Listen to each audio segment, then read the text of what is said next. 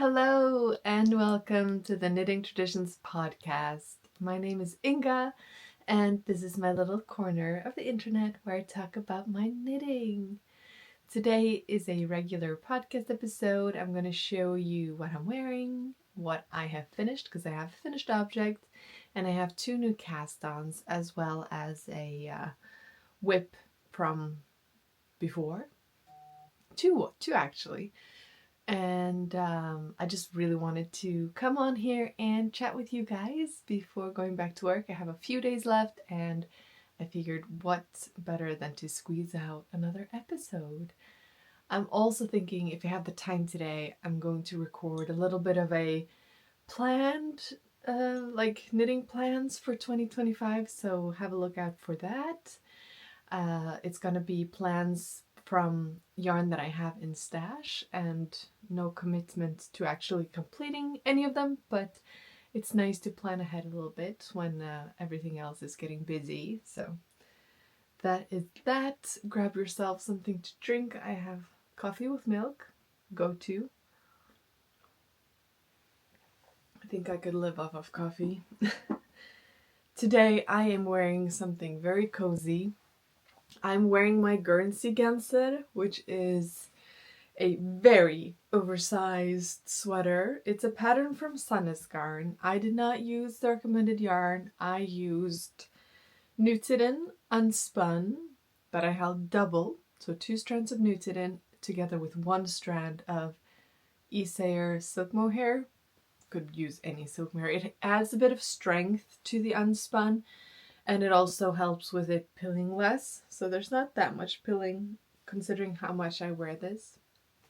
I knit the size medium and it is huge. And when I was knitting it, I thought, whoa, this is going to be way too big. But I kind of love how big it is. If I need like a hug from a garment, I like to wear this one. I have a few sweaters like this that just feels like a comforting hug to put on.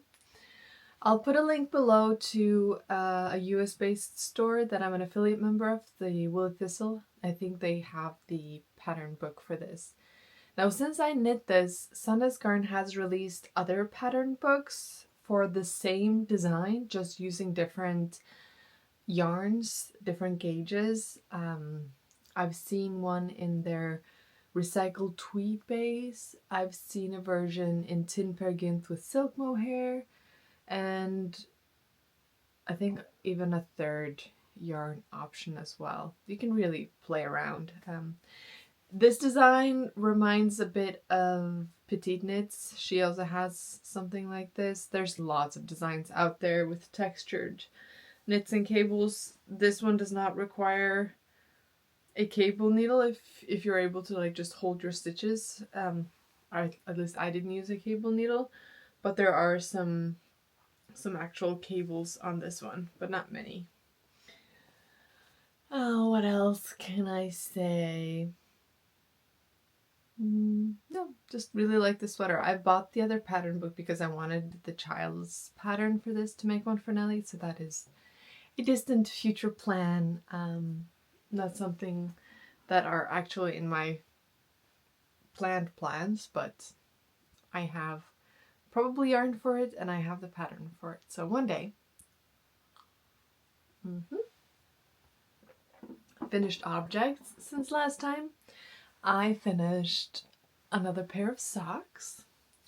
So this sock is based on my own pattern, the Mors heel socks or the rustic cable socks. They both have the same heel construction, but one of them has cables and they have different toes. This one I used the wedge toe. This is the heel that my grandmother taught me how to knit. And then I just did a 2x2 ribbing for the leg and the top part of the foot.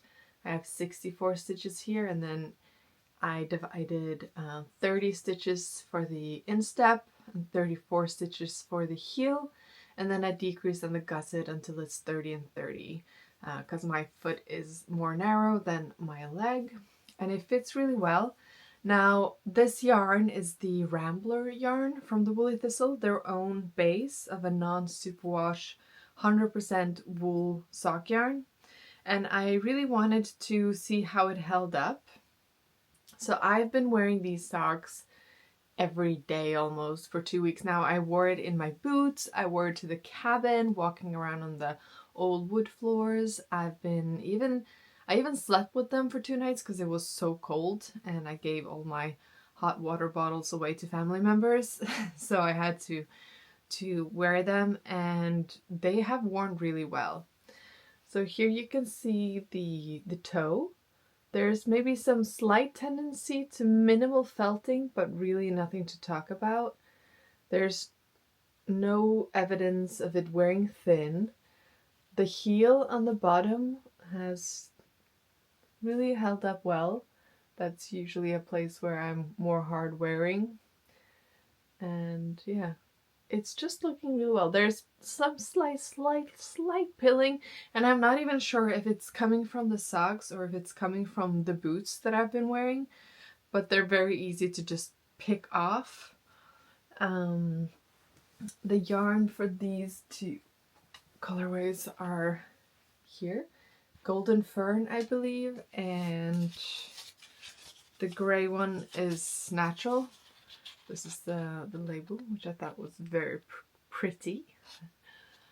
And the composition of the yarn is 80% Dorset, 10% Corriedale, and 10% Grey Romney.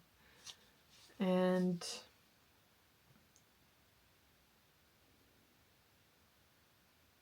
yeah, it's spun in New York State. It's a 3-ply, sturdy sock yarn. Mitts and much more can be knit with this. I have had a lot of fun knitting with this yarn, and I'm loving how the socks are holding up, so definitely want to knit more with it again in the future, and I have enough yarn for it. I have not yet worn my poet socks, which I showed the last time, because they were too pretty to be the first ones to stand the trial of boot wearing and cabin life. But seeing as the other ones held up really well, I'm not going to be worried about wearing these either. So that is that. I also have made some progress on my whips. Not all of them. I uploaded an episode a week ago, so you can go there and see if there's something that you're missing out on. But I have made some progress on my blanket. I'm hosting a knit along with the woolyknit in the UK, and it's running until the 1st of March. And I'm knitting on this blanket in their aran weight cones. They come in 400-gram cones, and this is an afgan that is knit in panels. So this is the center panel, and then these are the side panels that I've knit 2 of. And I just seamed them together using, I think I used mattress stitch, which makes it quite invisible in the front. In the back, you can see where it's been joined, but that doesn't really matter because this is a cable blanket, so it's one side that is the right side.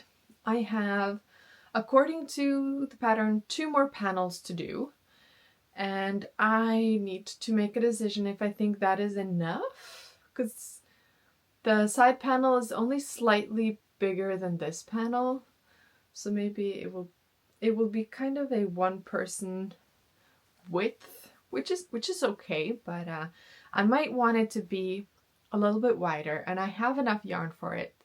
This thickness of the blanket, which is quite long, is only 2 cones, and I think, yeah, this will cover me up to here if I'm lying on the couch, which is all I need. And there's also going to be long tassels.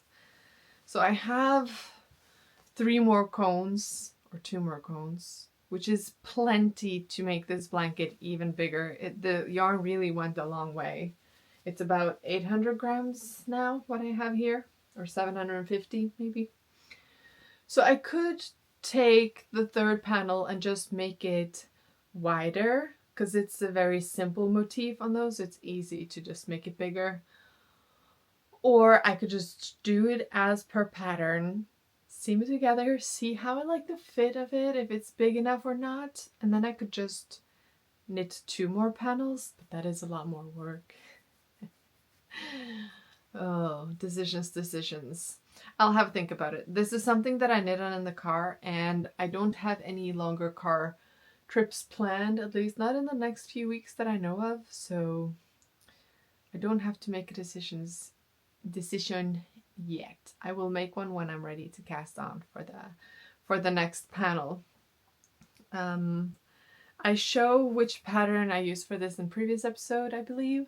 I bought the pattern book on eBay. It's an American blanket pattern book. But doing a blanket like this is very easy. When you knit in panels, you can cast, if you have one of these books like the Japanese stitch Bibles, they're full of different cable patterns. So you could cast on for one of those and just knit until it's long enough. And then you can do another one and knit until it's long enough and then just seam them all together in the end and voila, you have a blanket. So this is some major progress, if you ask me. Potentially over halfway done. We shall see. And then when we got to the cabin, I had brought with me the staffin cardigan, which the plan was to sit down and then get it done, get it off the needles, because I really want to wear it. But I've had somewhat of a decision paralysis. Decision paralysis is a big problem for me sometimes. And the thing with the staffin cardigan is that I was toying with the idea of adding pockets. And I wanted the pockets to then be at a point where there would be ribbing in the structure or the texture of the cardigan. And that was starting to be quite low on the cardigan, which meant I would have to knit the cardigan longer to have a longer cardigan. And then I wasn't sure if that was what I wanted for it. So yeah, I was having decision paralysis. So I did bring it with me, but at the cabin, which is about 62 square meters, we were 7 adults and 1 baby. So there was really not a lot of room. So I was feeling like I just needed to knit on something super simple. I don't know why. The lack of room kind of made me feel like I couldn't also make a decision. I don't know. So I didn't actually get to work on the staffin cardigan. Instead, I cast on something for Nelly. I was talking about this last time, that I wanted to make the fjære genser, which I've made for me, for Nelly. So a child's version. And I had these 2 colors that I bought at my local yarn store that was closing down. The orange is fivel, which is one of my favorite yarns of 2024. It's the color 20, and they didn't have white left, so I got Cardigan, which is approximately the same thickness, and this is the color 1002. And the fjære genser is knit top down, and it has these sections of color work, which are quite simple. I think the longest floats are here, and you can see me catching the float just a little bit. I did not want to have any long floats, as it's a child's sweater. I don't want her little fingers to snag on the yarn or anything, so I catch the float, and the fact that you can see it a little bit, that would just be whatever. I don't care. And it's supposed to be worn. It's a functional sweater, so it needs to be functional. And this is so nice and squishy, and I'm looking forward to seeing how it's gonna block out. I might add some vinegar to the water so the orange doesn't bleed into the white, or I might not, if I'm honest with myself. I'm probably too lazy to do that very tiny, super simple step. That shouldn't be an issue, but adding vinegar to the water is supposed to help the color not bleed into the other. So that is a little trick. There's also these little sheets that you can put in. I haven't to date had a lot of problem with yarns bleeding. It was one case of a very saturated burgundy red, and that was it. That was a gift, actually. I didn't knit it myself, but that one did bleed a little bit. But we shall see. We shall see what I end up doing. I did some modifications to this one as well. There were supposed to be 3 stitches for the raglan, and I only did 1. The same for the version that I knit for me. Was supposed to be, I think, 4 stitches, and I just did 2. So I just put those stitches into the colorwork instead. It didn't require a lot of brain power to do that. I have the sleeves left. Other than that little modification to the raglan, I followed it as per pattern, except the neckline. Now, if you look at this neckline, it looks tiny. And this is actually not the right neckline. It was supposed to be even smaller. I cast it on and it looked like a sock. Now, I used the old Norwegian cast on. It's also known as a German twisted cast on, and that one is quite stretchy, as you can see. Even though it looks super tiny, it's very stretchy. But 8 stitches less than this, it was minuscule. It was so small. And this is the 2-year-old size, and a child that's 2-year-old, their head is quite big at that point. So I ripped it back and I did 8 more stitches and somehow incorporated that into the sizing, and I think it's going to fit well now. Other than that, it's to pattern. And now I just have the sleeves left. But at the point where I got to the sleeves and having to find other needles, because I like to knit my sleeves on 30 centimeter circular needles, so I don't have to fiddle with the double pointed needles. I will not use those. And also magic loop. I prefer small circulars. But that meant I had to find those needles, and it was quite crowded at the cabin, and I didn't feel like rummaging through my stuff. So I put this aside and I started something new, which I have knit a lot of in the past year. And from all the things that I have knit from my daughter, the knitting for Olive Baby Bear Balaclava, Lillebros Elefantlue is the Norwegian name of it. We use it every day. Every day it's been used. And I've also knit some in a bigger size, but I have this yarn that I bought in Breda at the K2P2 festival, and I love this color. Usually I go for solids, but this was just so pretty that even I want a sweater in this colorway. The color, if I can find it in my little bag, it's from Atelier Het Woolbest. Sorry if I'm destroying that name. And the color is chestnut, and it's 75% BFL Corriedale, 25% nylon. So this is a sock yarn, and I was going to knit socks with it, but then I wasn't sure if I would love how like the little variegations show up in a sock, because like I said, I do gravitate towards solids. And then I was also thinking, this is so beautiful, I kind of want to see it more often than as a pair of socks. So I was thinking I will make a little hat for Nelly.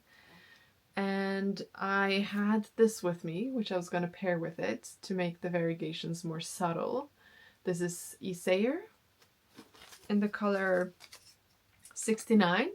They're silk mohair. Love the isager silk mohair. So I cast on for the baby bear balaclava, and she's going to look like a little fox, which is very fitting because her favorite song right now is What Does the Fox Say by the Ylvis brothers, which live close, or at least they used to live close by where I grew up. And yeah, so she's gonna be a little fox. Now I did some modifications to the sizing. This yarn is a fingering weight, and in this pattern the Knitting for Olive merino is thinner, so holding this double for the brim of the face is probably a thicker gauge. I haven't measured, but what I've seen is she's currently wearing the 12 to 24 months, and the brim around the face over time does elongate quite a bit, so it's further back on the head because yeah, it gets more loose over time, and also the fabric of the head, I feel like it could be more fabric. So modifications I did is that I cast on for the smallest size for the face. I'm using the recommended needles, but slightly thicker. So I cast on for the smallest size of the face, but then I increased to the 2 to 3 year old size before starting knitting the stockinette fabric, where I'm holding one strand of the sock yarn with one strand of silk mohair. So that is making for a smaller face, but a bigger and more coverage for the head.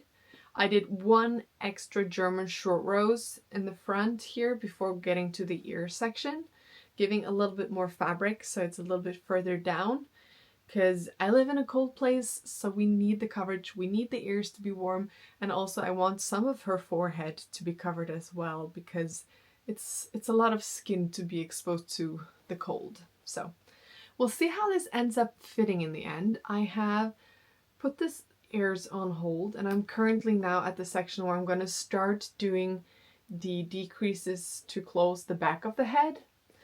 And then I'm going to do another modification. I find that because this comes with two necklines, just a straight neck and then one that has like a coverage of the chest and back. And I find that that rolls up a little bit because there's not enough fabric for the actual size of the child. So I made one of these before where I did the 12 to 24 month old for the head, but for that section I increased, so I had the stitch count of the largest size, and that one fits really well. So I'm going to do that again. I'm going to increase to the largest size and maybe even a couple more stitches and knit it. And I also did a couple more rows of ribbing on that one so it doesn't roll up as much, and that worked really well as well. So I'm going to do that again. Oh, I'm getting rambly. I'm sorry. But yes, so that is a new whip. And if my gauge is way off and this turns out huge, maybe I can have a little fox balaclava. Probably not. I don't think I'm a balaclava kind of gal. But yes. For this I'm using my my Chow Goose, and I'm really loving it. It's good needles. All right. Then when I got home from the cabin, oh, now my hair is frizzy. When I got home from the cabin, I had the mental space and the physical space to get back to my staffin, and that's what I did. I picked it up again. I have it in my knitting swan bag, and if you use the code Inga, I believe there's still a discount for her bags. And in here I have all the yarn. The yarn that I'm using is rauma fivel again. I just love this yarn, and you can see that in the plans video coming up. I have some plans for fivel as well. This is the color 415, and it's a beautifully heathered brownish gray undecided color. It is lovely, And I'm gonna have to weigh the cardigan when I'm done to see how much I've actually used because I've lost count. Now, I sat up late last night, kind of regretting that this morning because I really wanted to finish the knitting part of this. And I have. It's looking very wonky. I still need to attach buttons and then I need to wash and block it because as you can see, the texture really does need a good block. And as you can also see, I did not opt for pockets and a longer version. I knit up until yeah, I think I was at this part, so almost the full length of what you see now. I think I was about here when I picked it up again. And then I tried it on. I was wearing a dress and I tried it on and it kind of hit me perfectly at my natural waist. And with that dress, I kind of saw a vision of, you know what? This is how I wanted to fit. I wanted to be a great layering piece to wear with skirts and dresses and high-waisted jeans. And I just think it's going to be a cardigan that will be more a part of an outfit rather than a throw-on cozy cardigan at home, because I already have my Miles shirt jacket for that, which is a great throw-on piece. So thinking this would get more wear if it were more cropped, I decided that, you know what, I'm not going to do the pockets. I'm going to just finish this motif and then do the ribbing as per recommended. Except I always do this. I can never follow a pattern to T. I did not go down in needle size for the ribbing because I don't like when my ribbing cinches in too much. The ribbing itself already makes it cinch in, so I didn't feel the need to go down a needle size.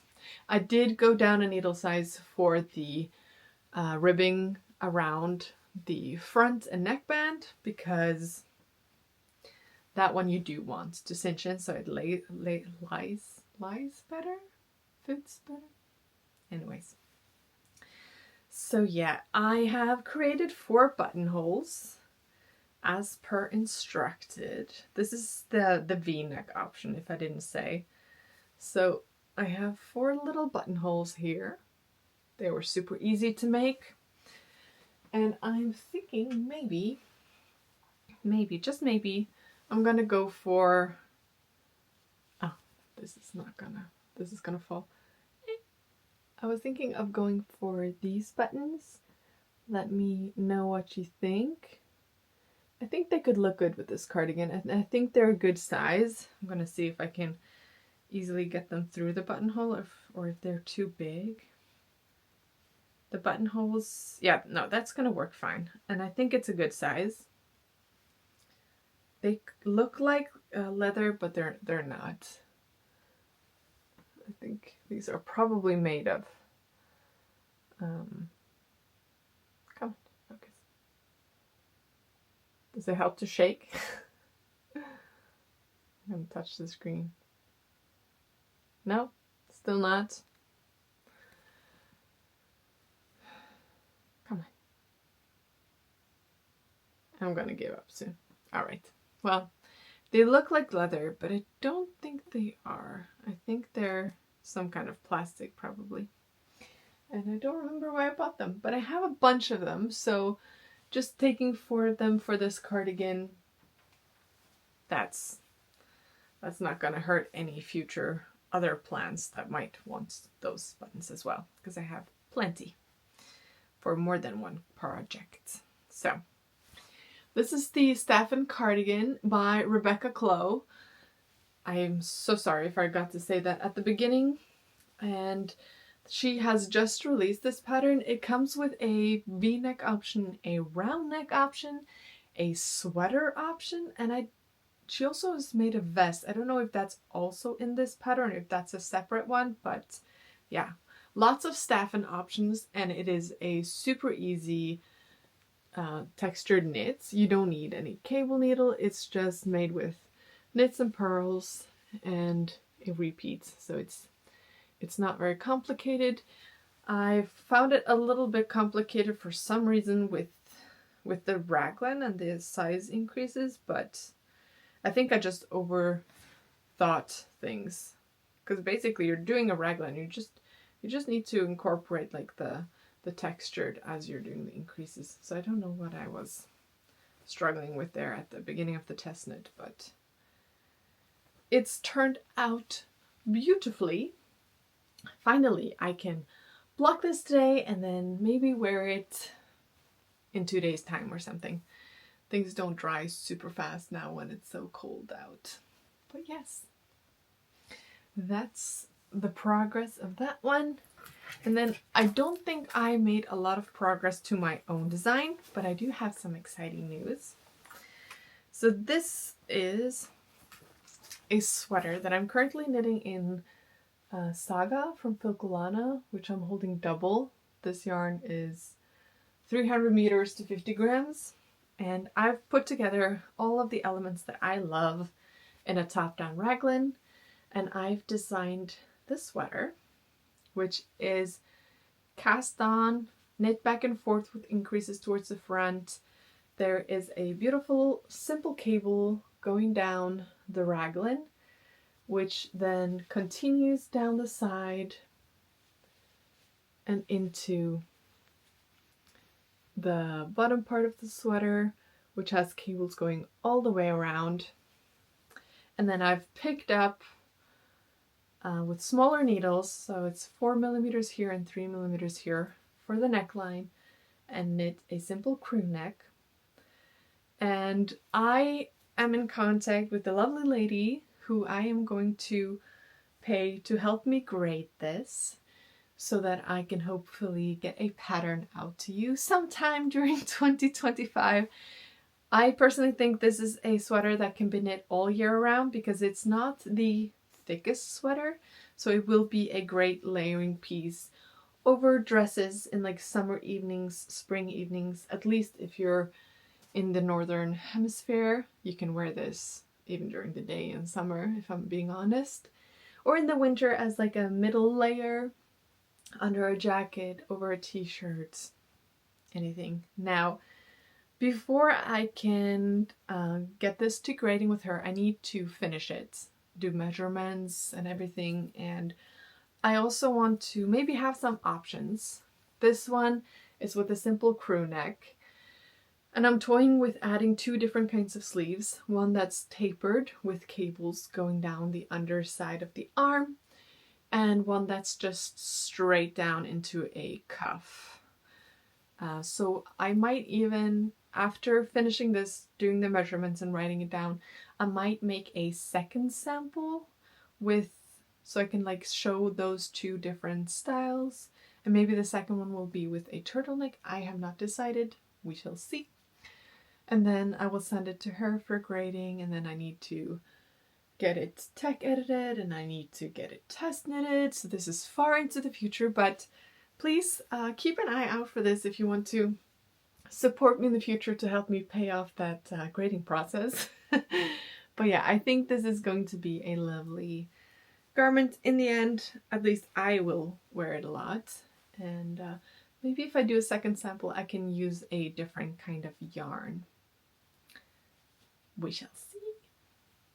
But yeah, I am loving this and I really want to finish it. I just, need to have some thought about how to finish it in a nice, clever way so it is exactly how I want it to be. So that is something that I will be working on. And then I have some other lingering whips that I might get around to, but I also have planned ahead some knits for the upcoming year, so I can just grab a bag with the yarn ready and a little note saying which pattern that I have in mind, then just get the needles and get going. So I think it's going to be a good year. It's going to be a busy year. Work, my child, trying to get a little bit of knitting in for my mental health, and also, enjoying the beautiful nature outside. There's a little bit of sun today, so I might just go for a hike and then record that plans video later. We shall see. I'll have some more food, and then decide. Until I see you again, I hope that you're well. I hope that you're making all the things that make you happy. If you like this content, please subscribe for more, give a thumbs up, leave a comment. That always makes my day. And I will talk to you soon. Bye!